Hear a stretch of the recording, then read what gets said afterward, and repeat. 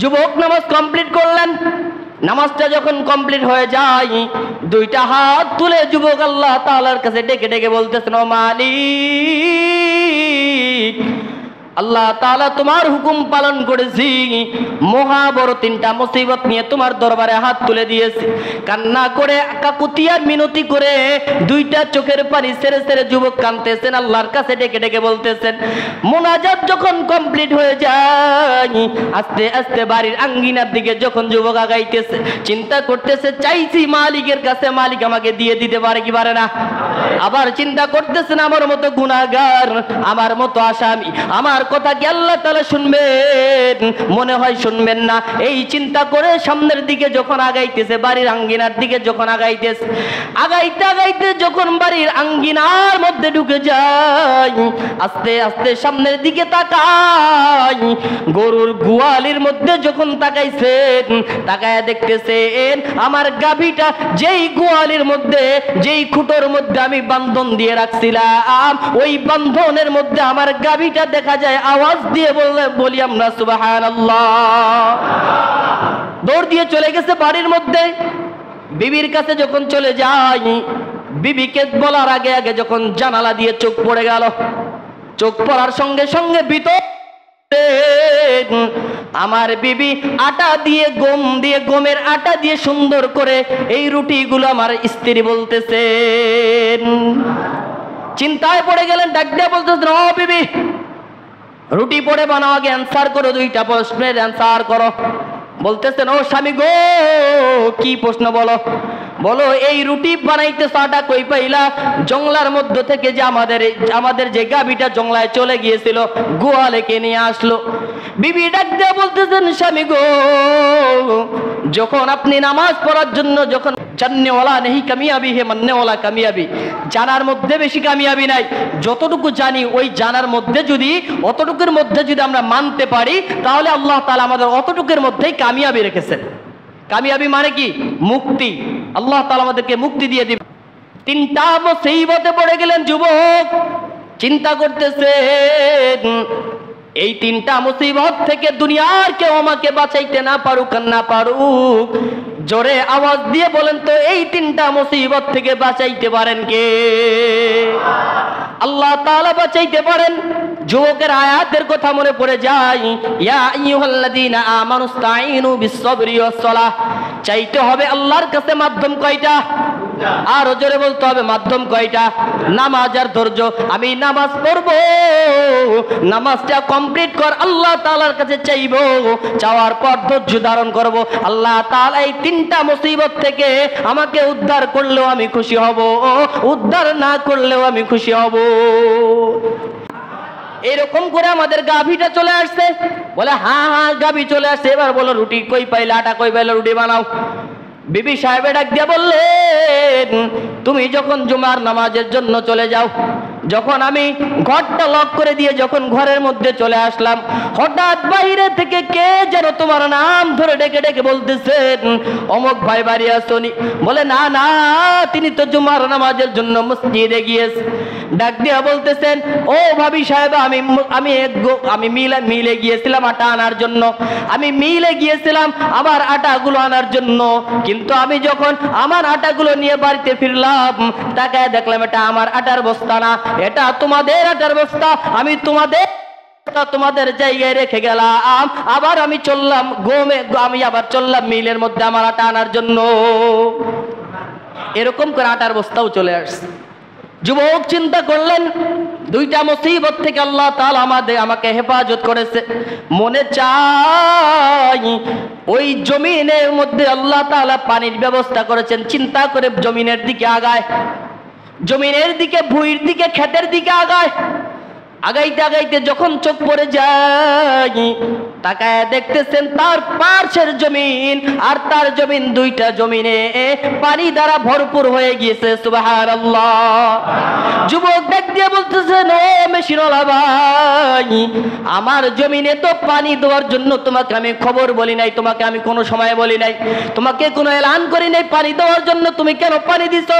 মেশিনওয়ালা ডেকে বলতেছেন, ও যুবক, কান খুলে শুনে রাখো, তোমার জমিনে পানি দেওয়ার জন্য আমি মেশিনের মধ্যে আওয়াজ করি নাই, মেশিং এর মধ্যে পাইপ লাগাই নাই, তোমার পার্শ্ববর্তী যেই জমিনটা আছে এই জমিনে পানি দেওয়ার জন্য আমি পাইপটা যখন ফিট করেছি, পানি চলার অবস্থায় আমার ক্লান্ত হয়ে গিয়েছিল, আমার একটু আমি ক্লান্ত দূর করার জন্য পাশে একটা গাছের মাঝখানে, গাছের নিচে আমি যখন ক্লান্তটা নিবারণ করার জন্য আমি যখন গাছের মধ্যে শয়ন করলাম, ক্লান্ত মানুষ কখন জানি ঘুমায় গিয়েছি, ঘুম থেকে উঠে দেখি তোমার পার্শ্ববর্তী যে জমিন আর তোমার জমিন দোনোটাই পানি দ্বারা ভরপুর হয়ে গিয়েছে।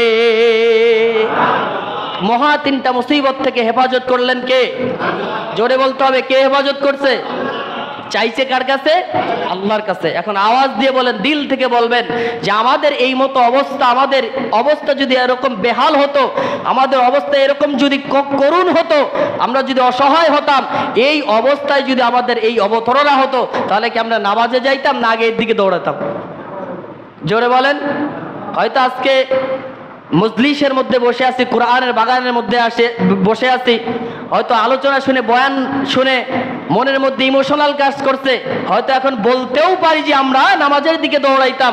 আল্লাহি, আল্লাহর কসম করে বলি, এই বিপদ যদি আমাদের মতো মুল্লাদেরও এসে যাইতো, আমরাও এর দিকে আগে দৌড়াতাম। নিজের দিয়েই বললাম। সমস্ত কিছু থেকে হেফাজত করতে পারে কে?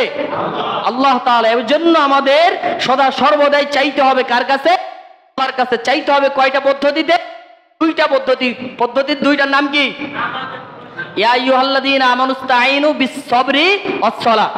সবরি ওয়াস সালাহ, নামাজ এবং ধৈর্য, দুইটা মাধ্যম দিয়ে যদি আমরা আল্লাহ তাআলার কাছে চাই, আল্লাহ তাআলা আমাদেরকে দিয়ে দিবেন। সুবহানাল্লাহ। এক বয়ানের মধ্যে জুমার দিনে শবে কদর আসে কি আসে না? বছরে কয়বার আসে? জোরে বলেন। একবার শবে কদর আসে। তো শবে কদরের আগে ইমাম সাহেব সুন্দর করে আয়াত, সুন্দর করে বয়ান করে দিয়েছে মসজিদের মধ্যে। হ্যাঁ, এটা বলে শেষ করে দিব। 8টায় আজান, তাই না? 8টায় আজান না? 8:20।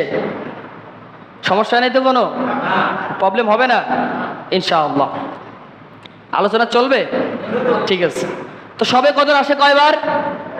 জোরে বলতে হবে, কয়বার? একবার শবে কদর আসে। সুন্দর করে ইমাম সাহেব জুমার দিন আলোচনা, খুতবা দিয়ে দিলেন যে এই রাত্রে যদি কোনো বান্দা দিল থেকে, মন থেকে যদি আল্লাহ তাআলার কাছে কোনো কিছু চায়, তো আল্লাহ তাআলা তাকে দিয়ে দেন। এই বয়ানটুকু শুনেছেন। তো শোনার পর দনজন এলাকার মধ্যে পণ্ডিত, কিছু পণ্ডিত থাকে কি থাকে না? এটা শুধু মাঝে মাঝে কিছু কিছু এলাকায় থাকে, কিছু কিছু এলাকায়, সব এলাকার মধ্যে কিছু পণ্ডিত থাকে কি থাকে না? শুধু আমাদের জামানা নয়, পয়গম্বর মুহাম্মদ সাল্লাল্লাহু আলাইহি ওয়াসাল্লামের জামানায়ও এই রকম পণ্ডিত ছিল কি ছিল না? কিন্তু তারা এই আয়াত জানতো না যে সূরা বাকারার মধ্যে আল্লাহ তাআলা সুন্দর আয়াত নাজিল করে জানাই দিয়েছেন, তোমার পদ্ধতি, তোমার সিস্টেম যতই তুমি খাটাও, তোমার সিস্টেমে তুমি যতটুকু আগাও, তুমি একটাবার চিন্তা করে রাখো, তুমি একটাবার এই কথা স্মরণ করে রাখো, তোমার চিন্তা, তোমার ফিকির, তোমার মেহনত, তোমার চিন্তা, তোমার সমস্ত কিছু সেকেন্ডের মধ্যে আমি আল্লাহ তাআলা বিফল করে দিতে পারি। তার প্রমাণ আবু জেহেল দ্বারা আমি আল্লাহ তাআলা দেখাই দিয়েছি। আবু জেহেল সারা রাত গর্ত খুঁড়ছিল কি খুলছিল না? ইতিহাস সবাই জানা। সারা রাত গর্ত খোঁড়ার পর ওই গর্তের মধ্যে আবু জেহেলই পড়ছিল কি পড়ছিল না? তাহলে আল্লাহ তাআলা সেকেন্ডের মধ্যে সমস্ত কিছু এলট প্লেট করে দিতে পারেন কি পারেন না? তো এজন্য এরপরে ওই এলাকার মধ্যে দুইটা পণ্ডিত মানুষ চিন্তা করলেন, ইমাম সাহেব যেহেতু বলেছেন, তার কথা তো মিথ্যা হতে পারে না, কি করা যায়? এবার চিন্তা করলেন যে সারাদিন সারা বছর নামাজ পড়ি আর না পড়ি, এই রাত্রে এমন ভাবে নামাজ পড়বো, এমন ভাবে কাকুতি আর মিনতি করে আল্লাহ তাআলার কাছে একটা জিনিস চাইবো, ইমাম সাহেবের বয়ান যদি সত্য হয় আমরা পেয়ে যাব। কারণ দলিল তো ইমাম সাহেব। দলিল কে? ইমাম সাহেব।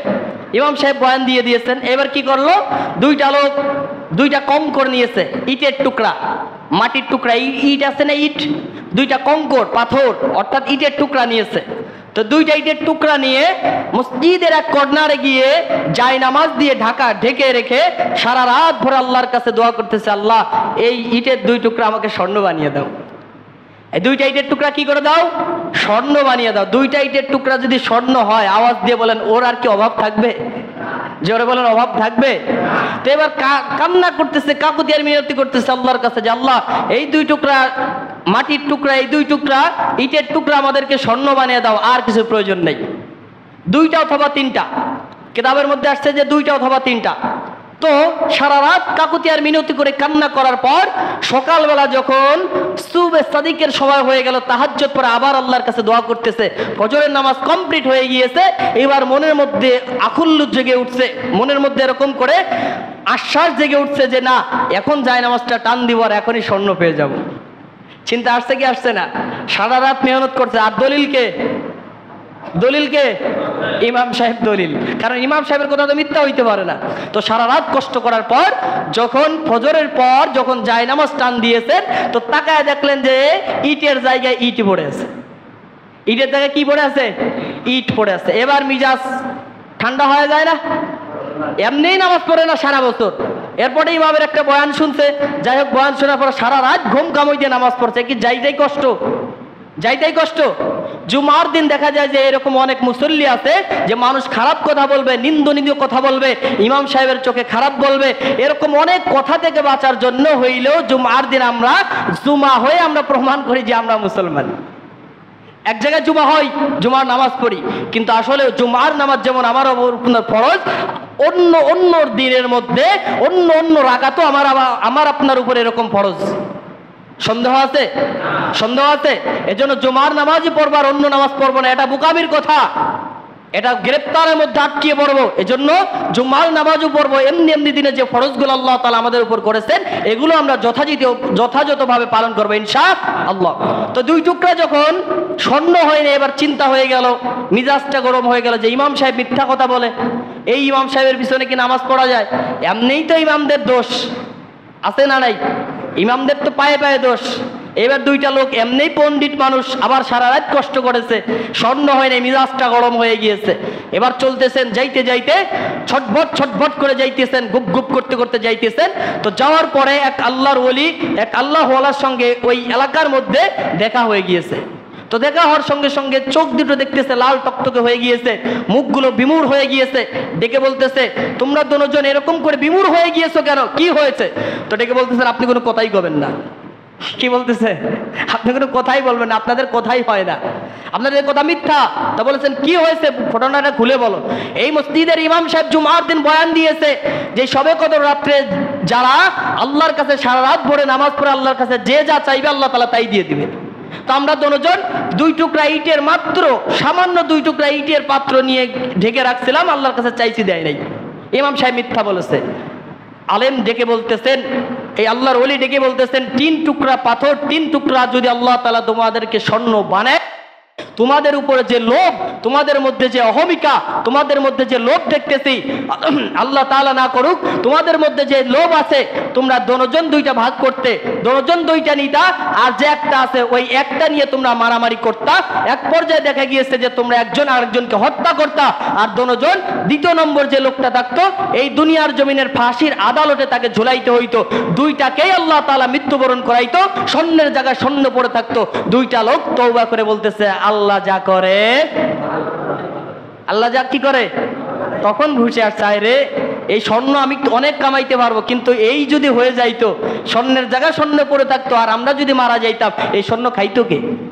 তো এই জন্য যখন যে যা চাইবে আল্লাহ তাআলা তখনই তাকে তাই দিবেন না, কারণ আল্লাহ তাআলা অন্তর্যামী, আল্লাহ তাআলা সবকিছু জানে, কোনটা উম্মতের জন্য ভালো, কোনটা উম্মতের জন্য জরুরি, কোনটা উম্মতের জন্য ক্ষতিকর, কোনটা উম্মতের জন্য অউপকার, আল্লাহ তাআলা ভালো জানেন কি জানেন না? এজন্যই তো আমরা অনেক সময় অনেক রকম কিছু চেয়ে থাকি।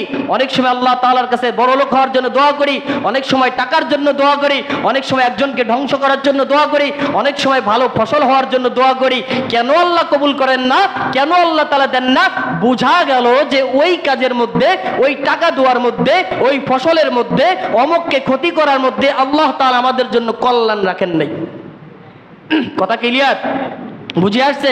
এজন্য যেইটা আল্লাহ তাআলা আমাদেরকে দিবেন, আল্লাহ তাআলার কাছে চাওয়ার পরে যেইটা আল্লাহ তাআলা আমাদের জন্য দান করবেন, বুঝতে হবে যে ওইটা আল্লাহ তাআলার পক্ষ থেকে আমাদের জন্য কল্যাণকান বিধায় আল্লাহ তাআলা আমাদেরকে দান করেছেন। কিন্তু আমাদেরকে নৈরাশ হওয়া চলবে? আল্লাহ তাআলার রহমত থেকে কি বের হওয়া চলবে? আমরা চাইতেই থাকবো কার কাছে? মাধ্যম দুইটা, নামাজ আর ধৈর্য।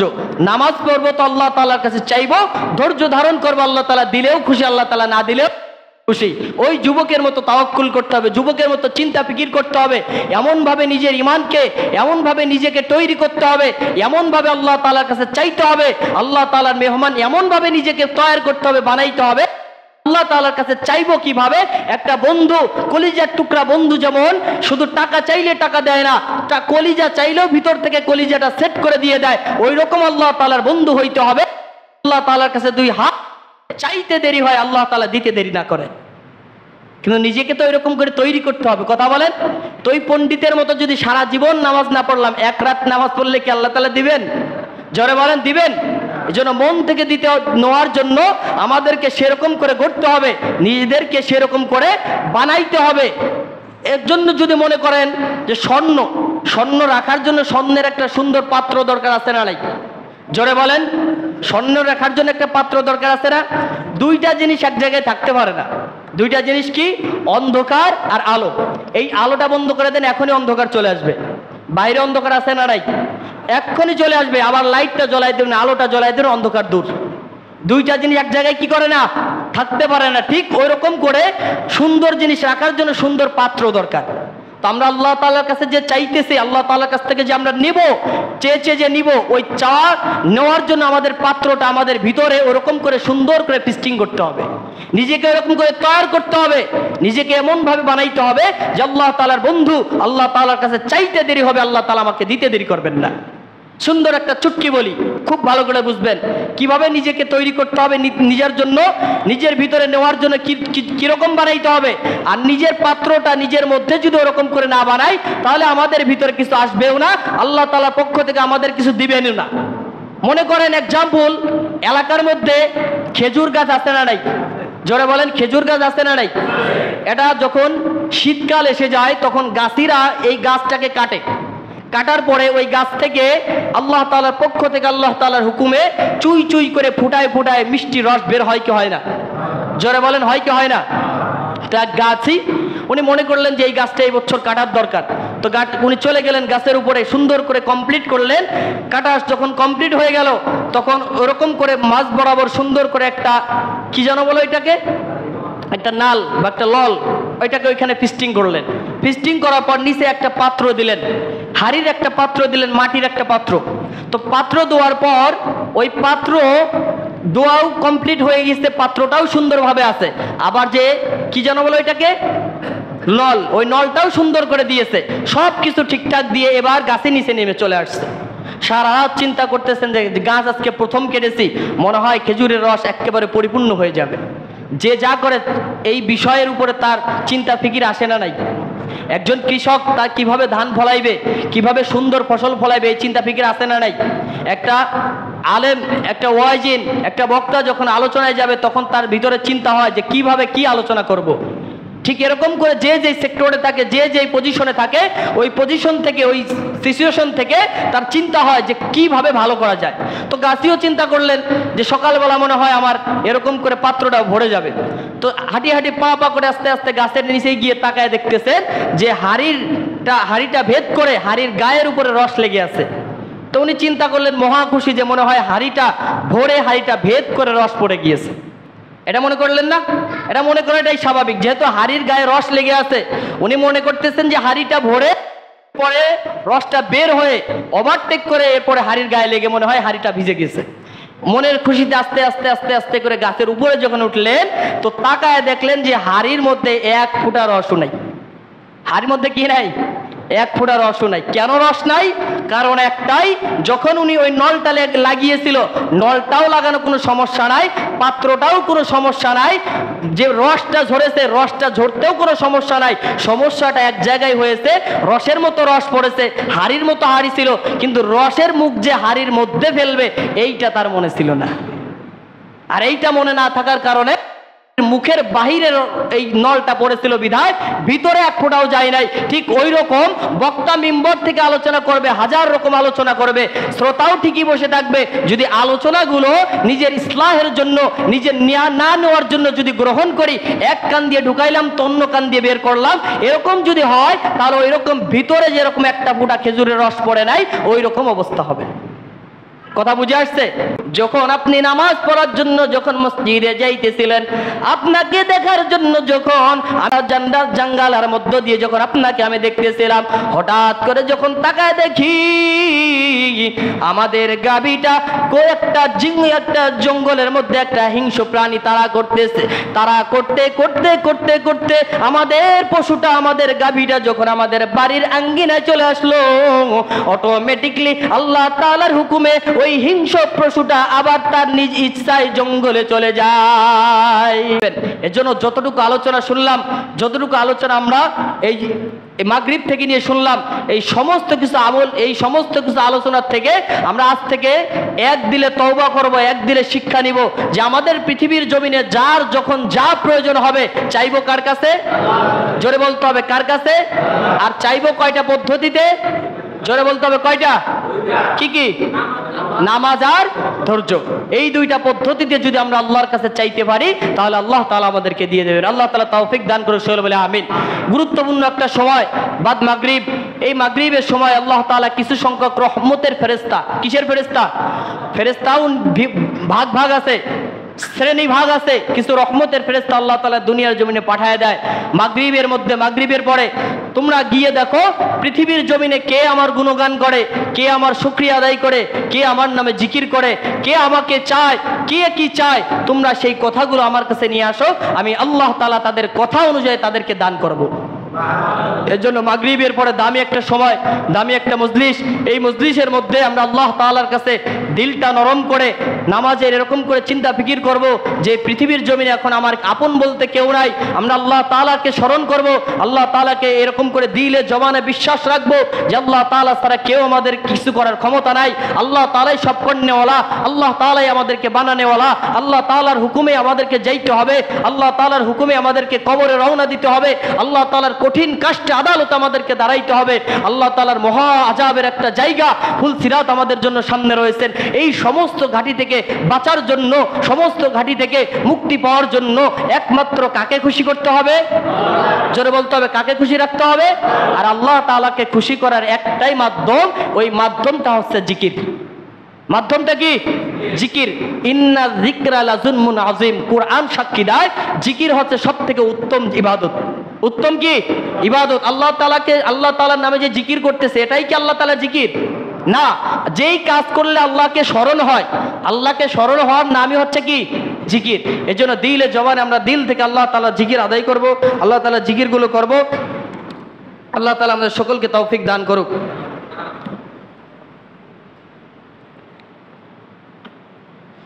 এই লাইটটা একটু বন্ধ করে দেন।